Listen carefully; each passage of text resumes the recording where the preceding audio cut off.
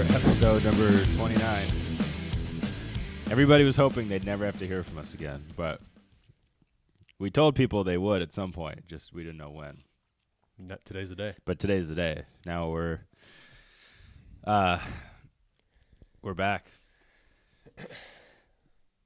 Kind of awkward Just doing an intro when you haven't seen someone right. or talked or done this for 10 months. Right. Well, we had a lot of different stuff going on. You were transitioning jobs, lifestyles from playing to now working and coaching and everything. So yeah, things have. It's a good thing. A lot happens in 10 months. Right. Yeah, a lot happens in 10 months. You know. Yeah. I do. My goal would be to figure out a way to during the hockey season to keep this thing going, because this is the.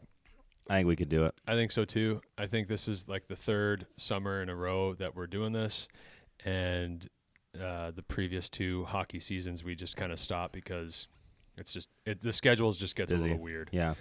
But yeah, my goal would be to do this every week and maybe have more guests on. You know, right? So yeah, that people don't that's have a big to thing. Listen to us the whole time. Well, your hours are different now than they were 10 months ago. Yes, definitely. For work, so they are. There's a lot of stuff going on, but I think all too. Good. The other thing I see a lot with podcasts is like if one of the two or one of the three people can't be there, the other one or two just do it on their own or get a guest on or whatever. Yeah. You know? Kudos to the We guys could do who that. do podcasts by themselves. That's wild. There can't be that many of them. But there is. I listened to one of them for sure, that Andrew Giancola guy. Oh yeah. But his is so like it's a different style of podcast where it's like very scripted, you know. Right. And I think he has someone. He might even have one of those like teleprompters. Yeah, teleprompters. That's a good thing. We might need one of those. We should get have off topic a lot. Gigantic letters moving at like snail speed. Yeah. Yeah, that would be what we need. So yeah, well, I'm going to start us off hot. I said this in December. We said this before last season. I don't think trading the goalie was the answer in Edmonton. Oh. I'll say it right away. We've been in you're the gonna office. You're going to trade away the guy that has like the best all-time game 4 through 7 save percentage in NHL history, and that was your problem. That was your problem. Was that?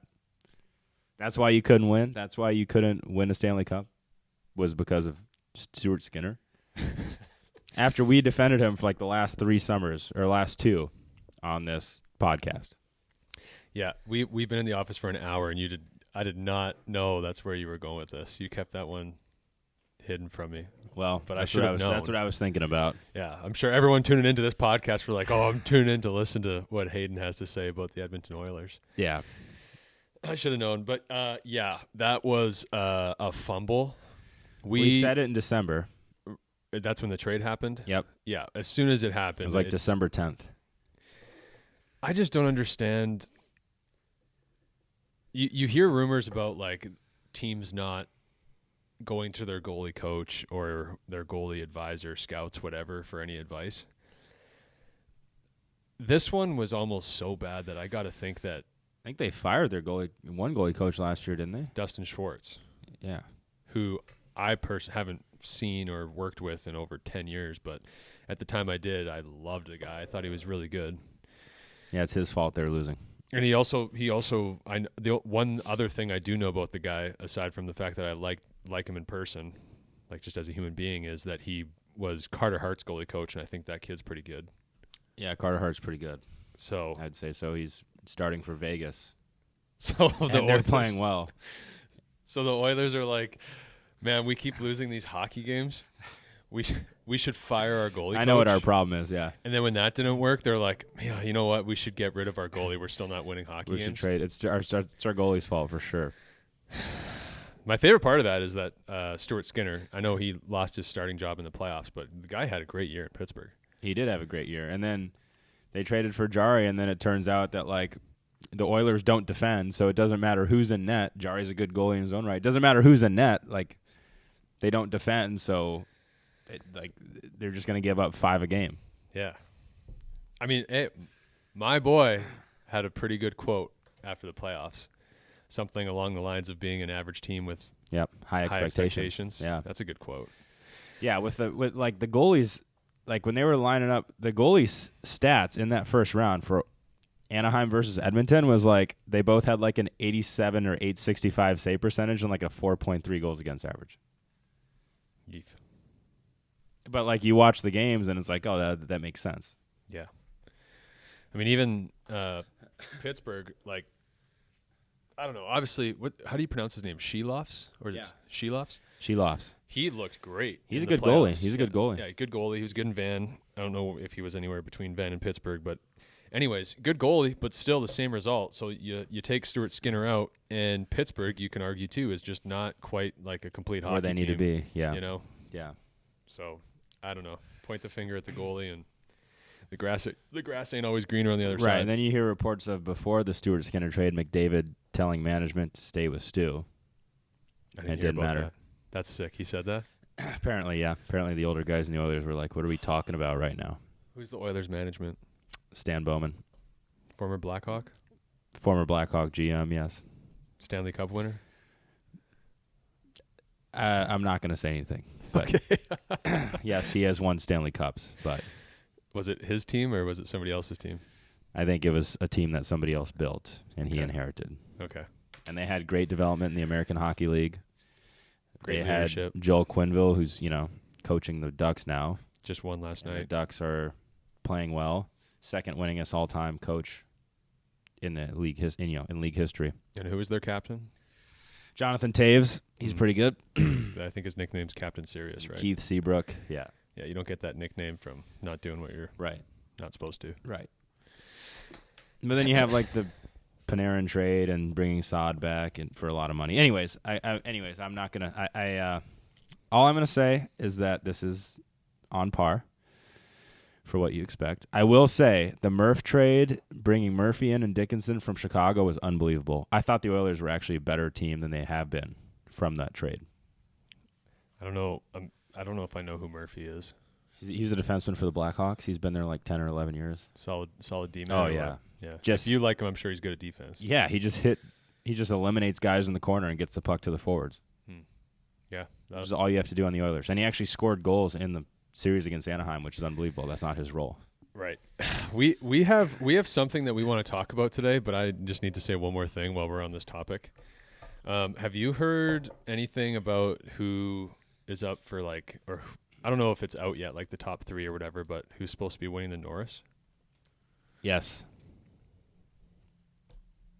Why? Have you heard anything about an Oiler being on there?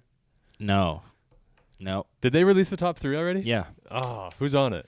It's Rasmus Dahlin, Cal McCarr, and Zach Werenski. Okay, good. Well, then there goes my point. I was going to talk about how I've heard multiple people talking about the Bush. Don't get me started on Bush. I was waiting. We started this podcast too late. We should have started it like 3 weeks ago. I don't know when they released the top 3 for whatever. I think they literally might have done it today. I saw it. Oh, Unless really? It was like a troll account, yeah. Oh, too bad. Yeah. That's good though. That's good. I think that's the right way. But It's supposed to be all-around defensemen, I was kind of hoping not that who can make a Bush- 10-foot pass to McDavid and let him skate through 4 guys. See, this is why I was hoping Bush was on that list. It would have made for some really good content here. But oh well, maybe Nope. next year. Good on the NHL. Yeah. So, anyways, But I feel bad for the Edmonton goalies. I feel like they just grind. Tristan Jarry, they trade for him, just gets thrown into the fire. yeah. Like him and Ingram and Pickard, Man, just like thrown into the fire. okay, yes, I agree. And guys were saying like, well, Jarry has a better save percentage on Pittsburgh than Stewart has on Edmonton, and I was like, yes, the Penguins play better defense. Yeah. Not that it all comes down to defense, but I mean, if you watch it, you see what happened. You saw what happened this season. Yeah. It's just, man, the people, the Stu haters are just the people that look at the Oilers and say, well, the two of the best players in the world are on that team. They should be good. Why aren't they? And the easiest route for them to take is just blaming on the goalies. Right. And who is it that was saying that it might have been Pierre was saying that the Oilers for like the last 8 years have never committed to team defense. Pierre? Yeah, McGuire, I think. Pierre McGuire.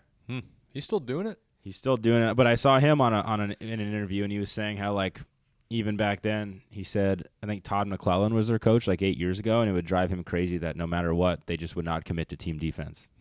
And they're still not committing to team defense, I feel like. Yeah. Except for, like, Murph and Dickinson do, but I'm biased because they're Chicago guys. Is that Jason Dickinson? Yeah. Yeah. 95. Ontario Hockey League. He's a 95? I think so, yeah. Yeah, he plays tough. Yeah. And he also scored some goals. He's just an all-around player. He's good. He's a player, and he's tough to play against, and that's what you need as the Oilers. But, again, it wasn't enough to offset other guys, you know? I think they have, like, you could argue they have the personnel to be a good hockey team, like a solid all-around defensive team, too. Like, is it the coaching or, like if Joel Quenneville was there, would they not be? I had been saying, and one of my Oilers buddies, not going to say who, made a bet with me that he gave me really, really, really, really good odds that the Oilers would beat the Ducks no matter what. And like I said, well, I don't know. Quenneville's like a pretty good coach. The Ducks are like, they have some talent. And now the Ducks ended up winning that series. Good goaltending. Good goaltending. But, I mean, even Dustall had like an 8.65 in the first round. Did he really? Yeah. Wow. Do I think that the Oilers get out-coached? Yes, because I think Q out-coaches the majority of the NHL. Mm-hmm. So you do think, with that being said, you think if the Oilers had some better coaching, they'd be in better hands? Because I think they'd be in a better position to win hockey games. Like, I think they'd be a good team. Because you look at their roster. The short answer is yes. Yeah. They do have, like, you just brought up two guys that I didn't even know were on the team, to be honest with you. But I don't watch enough hockey. Murph and Dickinson, really?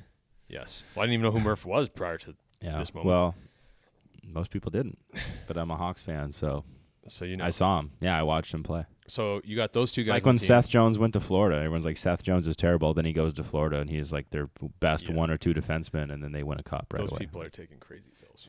They obviously don't watch hockey, which I just said Right. I don't either. Right, you just said I you watch didn't. it a little bit. Right.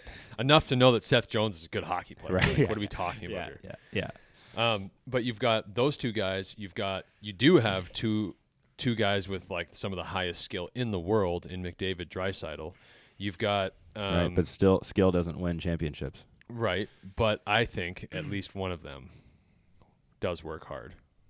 And I think the other one, if you have a coach that tells him what to do and when to do it the right way, I think he can be a good all-around player, or at least a good enough all-around player to be a great all-around player based off of how much skill he has. Like defensively sound. Yes.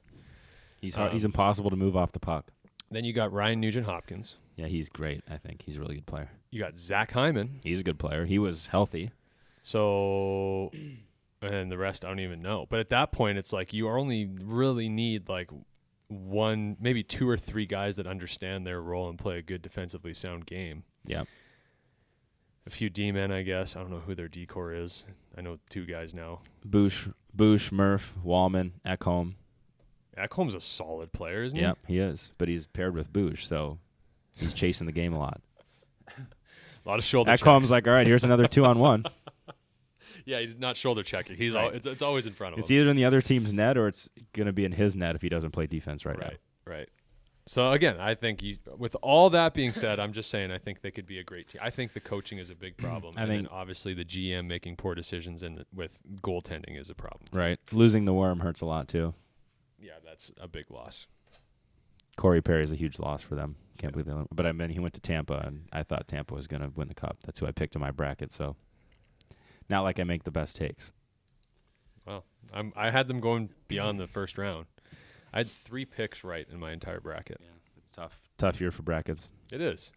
But then there's the excuse of, well, the Oilers played in the finals the last 2 years. It's like, okay, well, Florida played in the finals 3 years in a row, so that's really not an excuse. So did Tampa Bay, 2020, 2021, and 2022. Yeah. So what's the excuse? There ain't one. There isn't one. There isn't one. Yeah, there's not an excuse. There's reason. Everyone's tired. Well, I'm sure Florida was when they were going to their third final in a row. I'm sure Tampa was too. Yeah. Yeah. Well, what are we here to talk about today, Stu? on our return to the podcast world. Well, we had to get that off our chest. Yeah. Had to defend for like the 36th time on this podcast. Had to defend Stuart Skinner. Get that out of the way. Yeah. That guy Um, should send us a cake or something.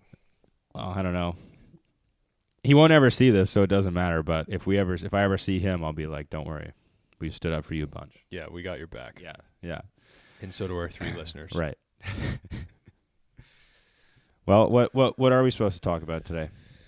Our topic of the day today is whether your season just ended and you have tryouts coming up, or maybe your tryouts are in the fall. It really doesn't matter.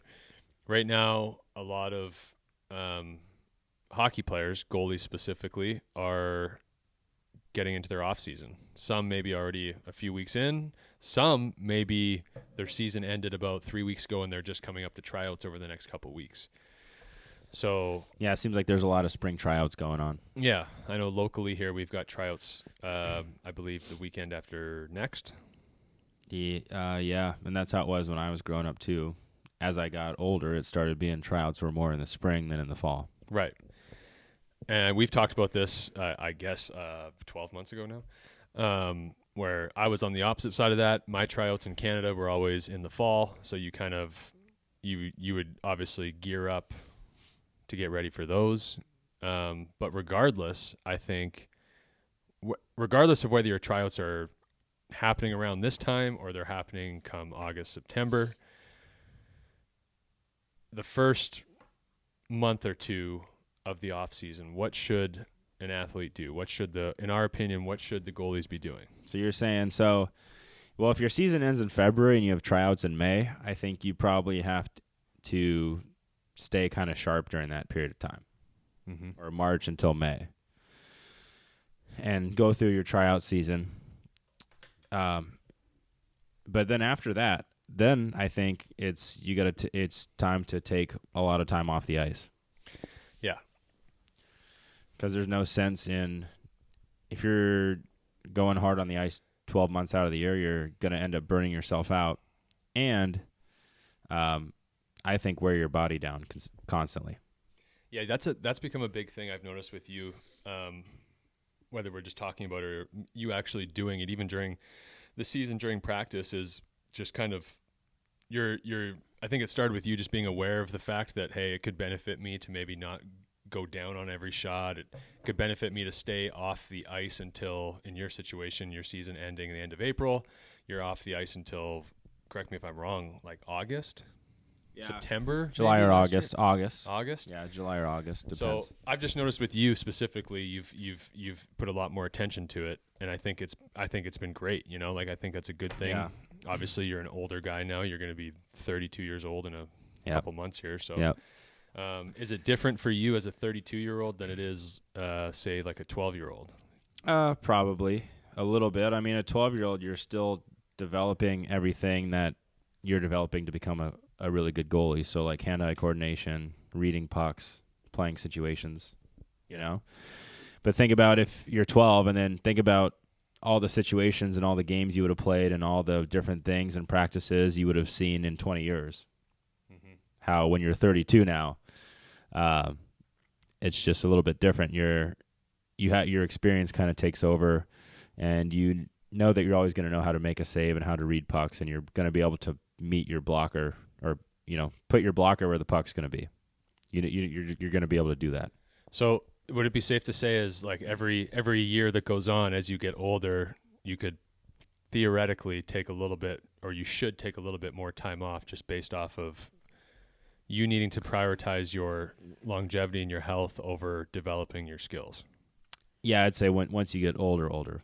But I think if you're 25 and under, then you got to develop your skills big time. So your number is, I thought your number was going to be a lot lower than that at 25. I thought it was going to be more like 18. But when I say develop your skills big time, I still don't mean that you're on the ice for 12 months out of the year. Okay. You still, I think, are on the ice for 9. Yeah. Right? Because if you finish your tryouts early May, you have May, June, July off, and then your season probably starts back in August. Yeah, see, now if you still want to skate like a couple times a week or once a week because you just enjoy it and it's not going to burn you out, then I would say do that. That's what I used to do. And what does that mean to skate? You mean like doing private lessons or doing or just like an going out there? hour-long practice. There's like a skill skate or something. Yeah. Do you think there's any benefit to like spring hockey? Once you start ramping up, then once you are getting ramped back up for the season, then you want to skate probably 3 to 5 times a week. Right. See, I got to mention this too, because I think something to note for you and I to note is it's a little bit situational. So, for example, from my experience, I grew up in a small town, and there was restrictions on where you could play. You basically had to play wherever you were. So, me being from a small town, I had to play in a certain league for a certain team. And there was a very small population in my town and the other town that we were combined with.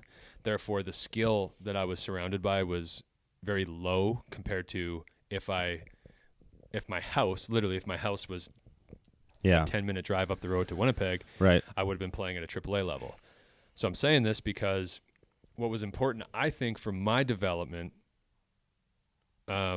was spring hockey and summer hockey. Yeah. So I'm bringing this up because maybe your situation's a little different. Maybe if you're in my shoes, maybe it does make sense to play spring hockey to a certain degree. But I'd like to know what your thoughts are on it. Spring hockey, I like spring hockey. I think it's good because it kind of bridges that gap between the end of your season till tryouts, where you can practice a couple times a week probably if there's a spring league. Some places have spring leagues, and part of some of the spring stuff I did when I was growing up was you had practice twice a week, and that was called spring hockey, but you never played. Oh, that's interesting. Some of it I did was like some tournament teams where you do a couple tournaments between the end of your season and your tryouts. Yeah, see, I think that's fine. That's what mine was. That's good. I don't remember the exact months when it started, when it ended, but from what I recall, it was kind of like late spring leaking into early summer, and then it would be done.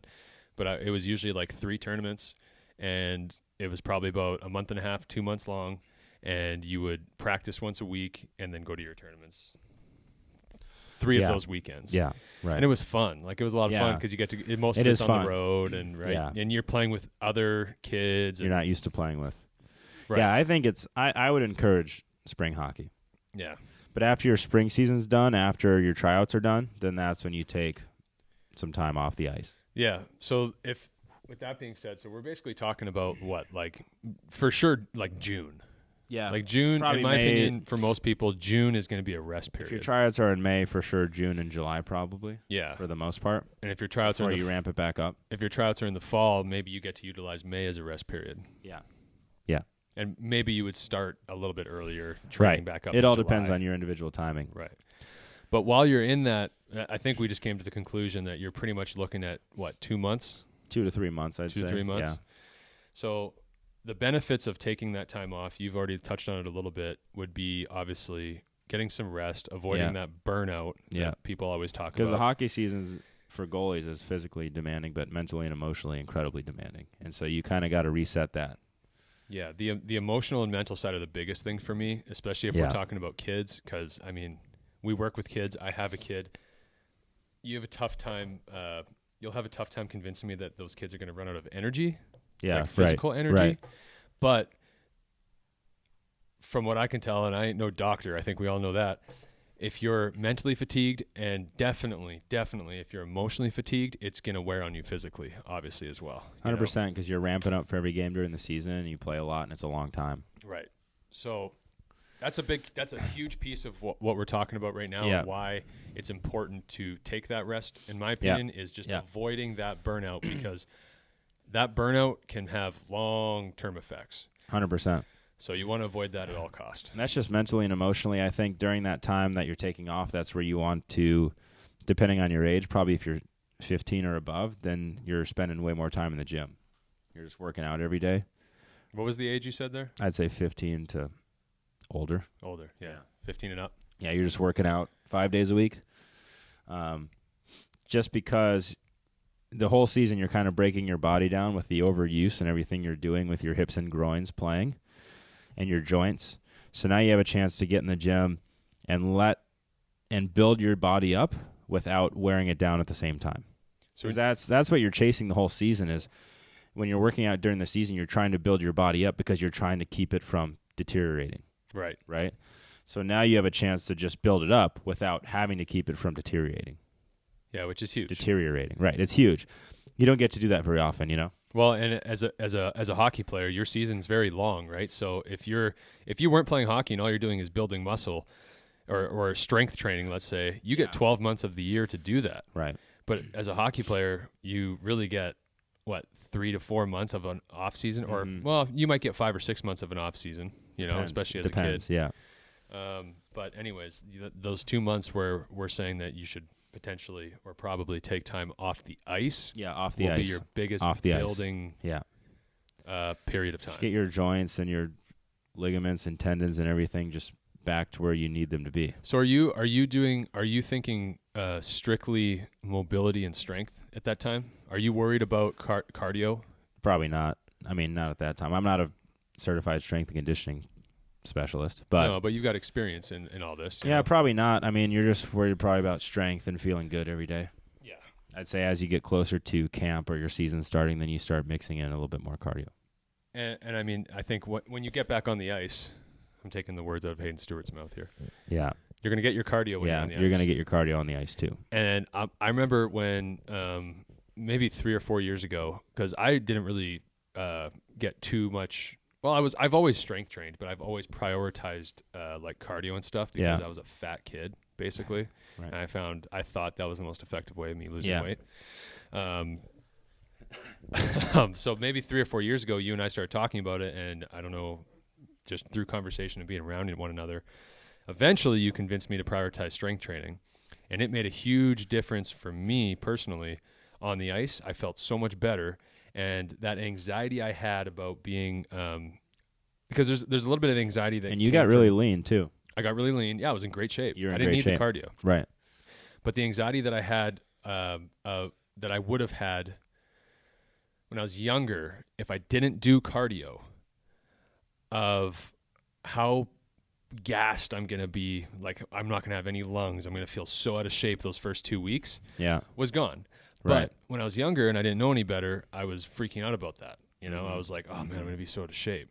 But it really only lasts like a few skates, and if you ease into it, if you get on the ice at the right time and give yourself time to ease into the season, you'll be in you don't shape. have to worry about that anyway. You'll be in shape. You'll be good to go. Yeah. Your lungs come back. Yeah. And you feel amazing after that first 2 weeks when you get your lungs back, because now you essentially have a new body. Yeah, you have that foundation of strength now. Strength and maybe some more muscle, depending on your age, underneath it. So now you have all that new strength and muscle to go back and work with, and so you just feel unbelievable on the ice. Right.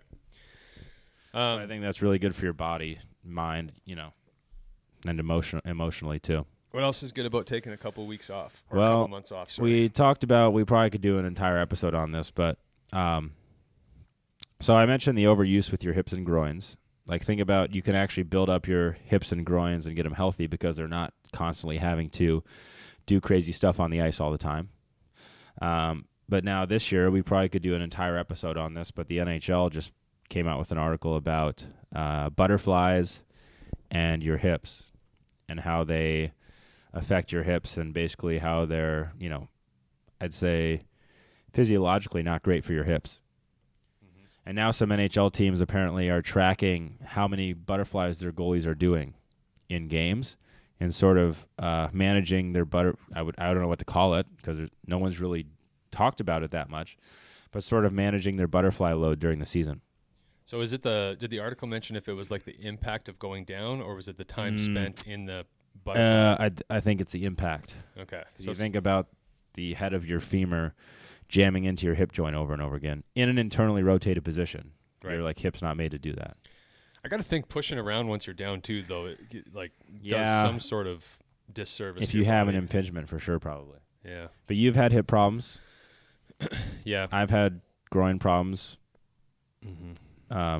Sports hernia problems, and that's just all from overuse, basically. Yeah. And so now, if you can save yourself a couple, I don't know, however many hundreds or thousands of butterflies over a year, those all add up. And it's really hard as an athlete to not give it 110% every time you're on the ice. So I think it's really important to these 2 months that you can take off, these 2 to 3 months, that's where you can really get that rest from repeatedly just slamming your knees on the ground and impacting your hips. Because in a practice, especially like I know this is a lot towards kids, and when I say kids, I mean like teenagers as well, and even 20-year-olds or whoever. More often than not, you're trying to get to the next level, and you're not stupid. You know that if you have a bad practice or multiple bad practices or a bad game, someone could be watching, and that could be the difference between you moving up or not. Right. So you don't want to, in my opinion, when you're younger, you don't really want to be having to conserve too much. Yeah, I'd say when you're on the ice over the summer, you don't need to be on the ice for 2 hours. You just No. need to go an hour hard. God, no. Right? Like go hard for an hour, and if you do it once a week, then you'll be fine. Right. What about for the younger kids who get to participate in other sports and develop their athleticism in that way? I think that's unbelievable. Like most kids like every sport. Like my kid, he likes soccer, baseball, golf, all these different things. He likes playing with his buddies. I think that's huge. Like maybe you prioritize one over all the others, and you're huge into baseball for sure. And come the springtime, you want to be a pitcher. I think it's great to do that. I think if you want to not skate at all and you want to play another sport and just focus on that, if you're under 15, I think that's unbelievable. You're going to work on your hand-eye. You're becoming a better goalie just by doing that. Yeah. And a lot of the best players that I've played with were just incredible athletes. Like they were good at every sport they played because they developed their athleticism and became athletes. They weren't just hockey players. Right. I mean, same as for goaltenders too. Some of the best athletes in the world, like the first two that come to mind are Michael Jordan and Bo Jackson, multi-sport athletes. Yeah. Freaks of nature. Yeah. Well, I would argue Bo Jackson's a freak in nature. I think Michael Jordan he developed into a freak because of how hard he worked. Right. I think that guy's work ethic is insane. Yeah. I'm not saying Bo's wasn't, but that guy was that guy could run as fast as a horse, man. Like, I think Bo Jackson, he wasn't as much of a workout guy. No. If I remember. He's like, why would I work out? Right. I can run stronger and faster than everybody here. I just have it. Yeah. Some guys have it. Yeah. Some guys just have it. So I think it's important when you're done with your tryout season, or if you don't have tryouts till fall and your season ends, you want to take 2 to 3 months off being on the ice consistently. If you want to go on the ice once a week or something for fun and you enjoy it, and it's something you look forward to every week, then absolutely do it. Yeah, and again, I'll be devil's advocate on that comment. A huge piece of this is, from our experience, you take time off, eventually you're going to be like, man, I can't wait to get back on the ice. Yeah, and that's what you want when you're getting back on the ice for another season. You don't want the season about to start and you're like, oh, man, I got to go on the ice again. Oh, man, I got to keep doing this for another season. You don't want that. You want to be like, I can't wait to get back on the ice. I can't wait for a month from now when I can get back on the ice. Yeah, that's how you'll get the best out of yourself all the time, too. Yeah, you want that motivation. I think it was a couple years ago I heard Corey Schneider said something like the time, as he got older, he realized the time off the ice was just as important as time on the ice. Yeah. Like how often you choose not to go on the ice. Definitely as you get older. As you get older, for sure. He's probably making those comments when he's in his mid-30s, too, right? Yeah, he's like 35 or 36, for sure. I remember I watched Corey's last couple of years. He looked like he needed some time off the ice. That guy was hurting a little bit. Yeah. Which makes sense. I mean, you do it for that long, and 100%. Hopefully, like things like this podcast, and just as the knowledge that everyone has access to now, hopefully people actually listen when they're a little bit younger. Yeah. The parents and the kids are like, okay, even though I'm 15 years old, I'm going to take some time off because that's what the professionals are recommending me to from their experience. You know?